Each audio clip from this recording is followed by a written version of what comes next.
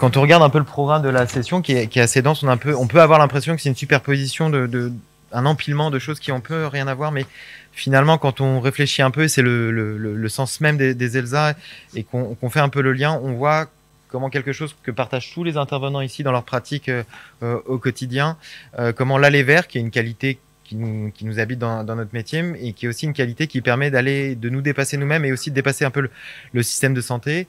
Et Delphine Ragonnet, qui est addictologue qui dirige une ELSA dans une structure somatique, nous montrera comment le soutien aux équipes et l'aller vers les équipes permet un peu de dépasser les paradigmes sur lesquels est fondé encore le système de santé. Florent Lecamus, qui travaille sur une ELSA au sein d'un hôpital psychiatrique, montrera aussi comment tout le travail de coordination qu'assurent les ELSA permettent de dépasser les murs et les cloisonnements entre ces disciplines qui sont cousines. Il y a quand même une filiation entre les deux, réellement. Anivelle Ramos, qui ne peut pas être avec nous, montrera comment la téléaddictologie permet finalement d'aller et de dépasser les limites et les limites géographiques, puisqu'il coordonne l'ELSA Dordogne, qui est au sein d'un département qui est extrêmement vaste et assez dépourvu de structures de santé proches. Donc comment la téléaddicto permet de dépasser ça. Sandra Pinel aussi, qui est à distance, qui a enregistré son intervention, montrera comment l'aller vers les patients permet finalement de raccourcir le temps, d'accélérer le temps, voilà, quel est le travail des patients experts. Elle est présidente de France Patients Experts à Addiction et montrera comment cette innovation, un peu, je parlerai même d'innovation thérapeutique, permet finalement de gagner du temps où on sait que c'est absolument important dans la trajectoire de nos patients.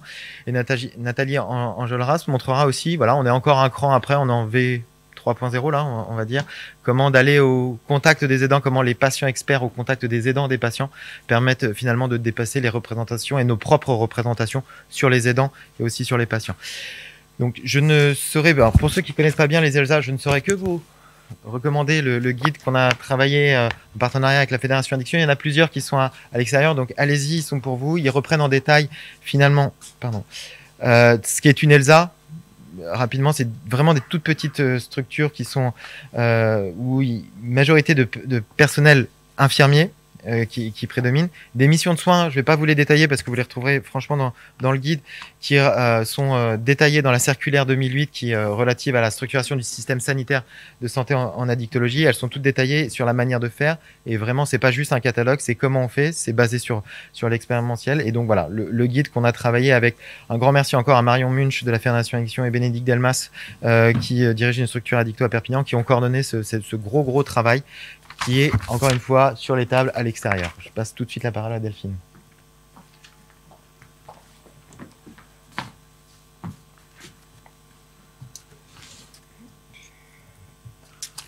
Merci Romain.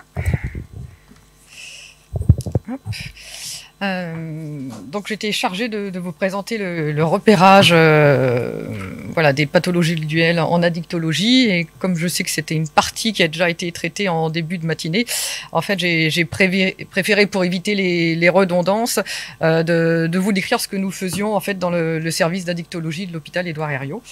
Voilà, qui s'appelle donc le SUAL, le service universitaire d'addictologie de Lyon, qui réunit donc une ELSA, une équipe de liaison et de soins en addictologie, un XAPA, le centre de soins d'accompagnement et de prévention d'addicto, une consultation d'addictologie et une consultation jeunes consommateurs post-urgence. C'est-à-dire que nous ne recevons pas voilà, du public tout venant, mais on a vraiment un lien. Je me rapproche. Un lien avec le service des urgences de l'hôpital. Donc en fait, comme le premier retour d'expérience que je voulais vous décrire, c'est celui qui a eu lieu vers 2014 à l'hôpital.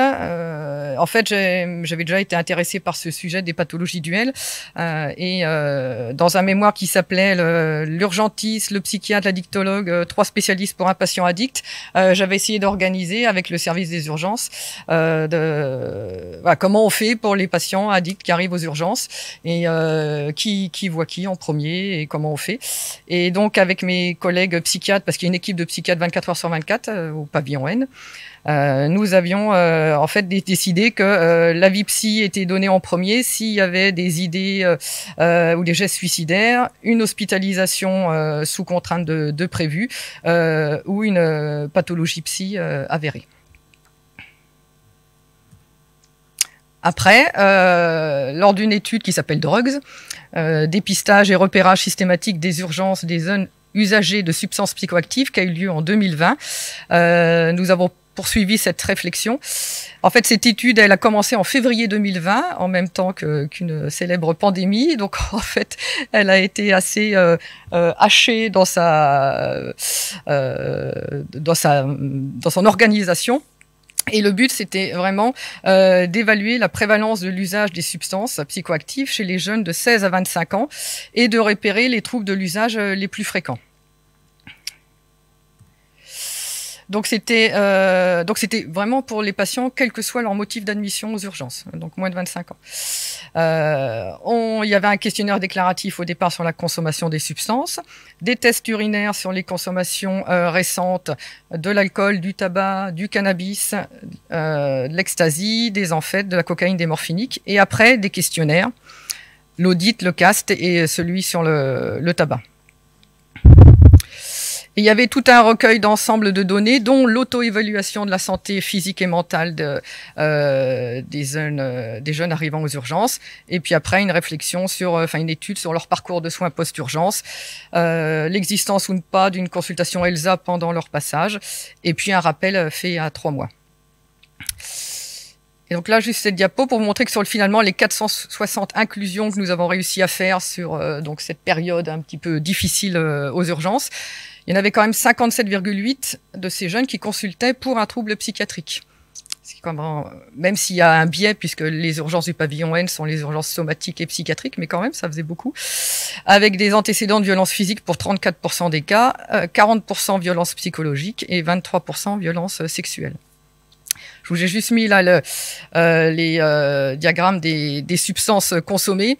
Donc évidemment, ça fait plus de 100% puisqu'il y avait des jeunes qui pouvaient consommer plusieurs substances. On retrouve quand même l'alcool en premier, 63%, le tabac 46% et le cannabis à 27%. Et puis après, dans les autres substances, il y a quand même les benzo-anxiolytiques qui sont à 9%.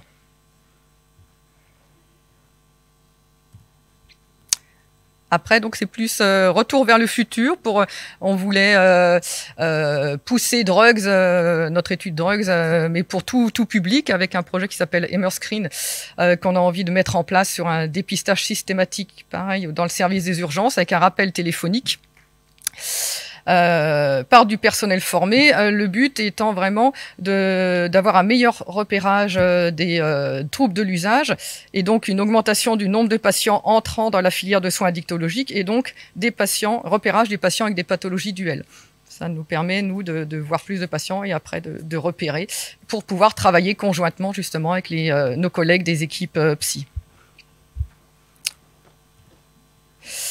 Donc, comme disait Romain, l'ELSA donc a un gros travail à faire aux urgences où chez nous il y a une équipe vraiment qui est là de façon permanente, mais on a bien sûr un travail avec les services MCO et donc là on est plus en interaction avec l'équipe de liaison de psychiatrie.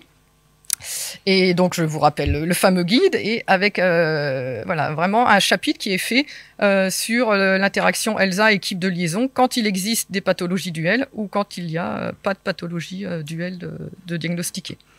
Donc c'est vraiment de dépasser ce débat. Ah ben celui-là non il est plus addicto, celui-là il est plus psy. Il faut faire, faut vraiment élaborer un projet sur mesure pour favoriser une prise en charge concomitante. Et puis, dans le service, on a également un XAPA.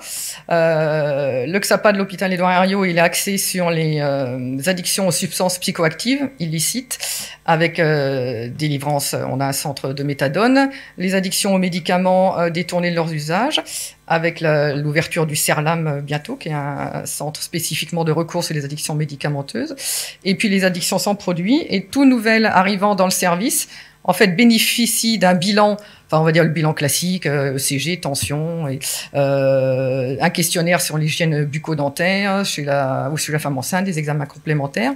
Et on a mis en place de façon systématique de la psychométrie avec 4 tests sur l'anxiété et la dépression, HAD, les troubles du comportement alimentaire, le TDAH et les troubles de l'humeur. Donc ça, c'est systématiquement fait pour tous les patients qui arrivent au XAPA, et ça va nous permettre de mieux repérer et après de pouvoir contacter nos collègues en psy, que ça soit hospitalière ou ambulatoire, pour pouvoir co-construire quelque chose entre la prise en charge addicto et la prise en charge psy. Voilà, je vous remercie.